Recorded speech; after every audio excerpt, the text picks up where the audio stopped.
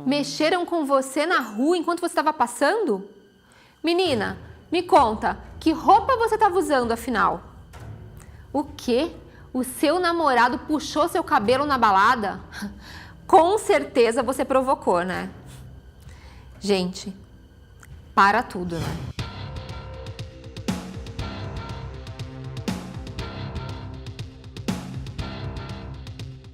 A gente vive ouvindo esse tipo de coisa. Quem nunca? A culpa sempre é da menina ou da mulher. A culpabilização da vítima é terrível e tem acontecido todos os dias. Tem matado mulheres a cada 1h30. Culpar a vítima não é o melhor caminho e tem feito a gente se silenciar, tem feito a gente ficar quieta.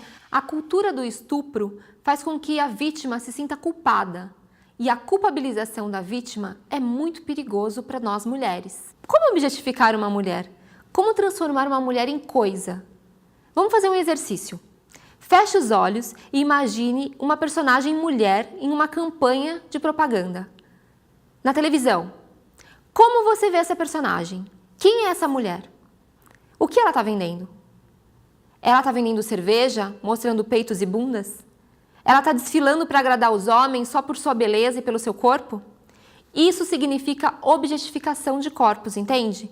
E é exatamente essa objetificação que a cultura do estupro faz com que nós mulheres sejamos vistas como carne, pedaço de carne, coisa, sabe como? É por isso que a gente precisa entender muito mais sobre cultura de estupro para saber que a culpa não é nossa. Mas afinal, o que é a cultura do estupro?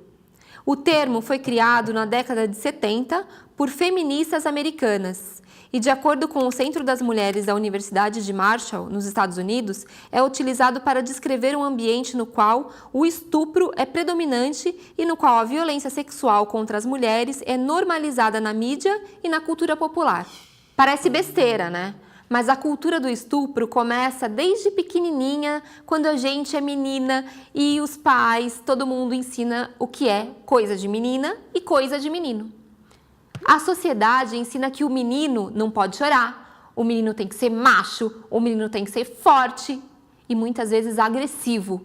E a menina tem que ser delicada como uma flor, não pode se impor, não pode ter voz. Essas diferenças tratadas para o gênero, homem e mulher, menino e menina, faz com que a gente depois passe a se ver muito, muito distante um do outro. E os homens passam a usar e acreditar que a masculinidade é sinônimo de agressividade.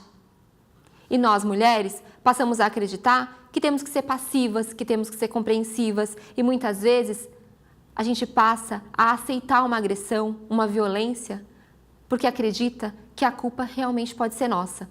Isso é muito perigoso e isso tem que acabar.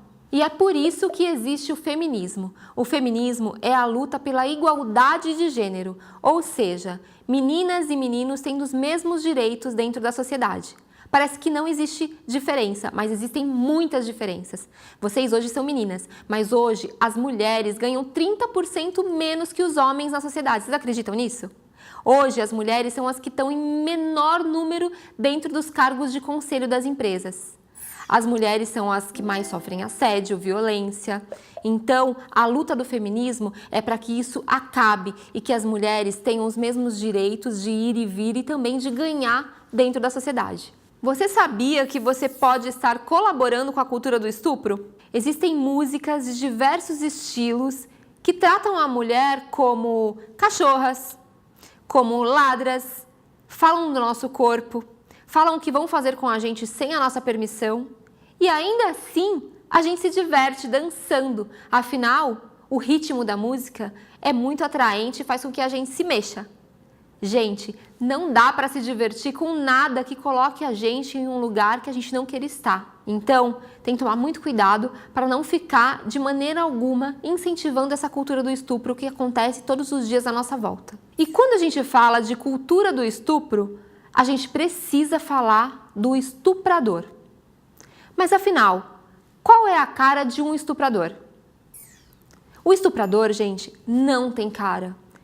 O estuprador, muitas vezes para as pessoas, quando a gente para pensar em filmes e em tudo que a gente vê na mídia, quando a gente fala no sujeito estuprador, a gente pensa em uma pessoa carrancuda, em uma pessoa um pouco nojenta, em uma pessoa mal vestida, talvez, em uma pessoa de uma altura ou de outra, com o cabelo. Mas não, esquece tudo isso. O estuprador, ele não tem um rosto.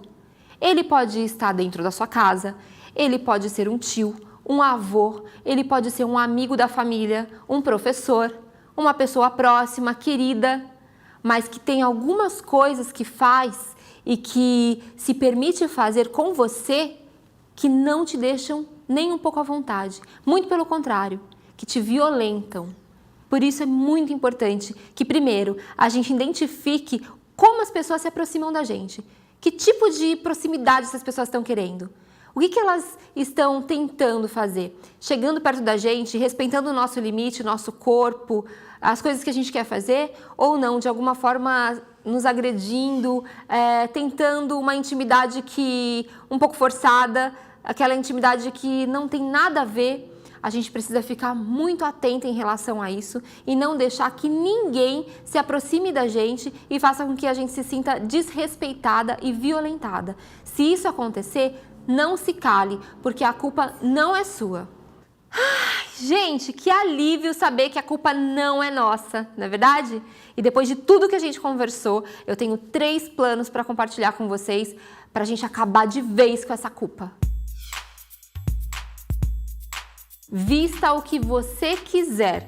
Não é pela roupa que as pessoas têm ou não o direito de mexer com você na rua.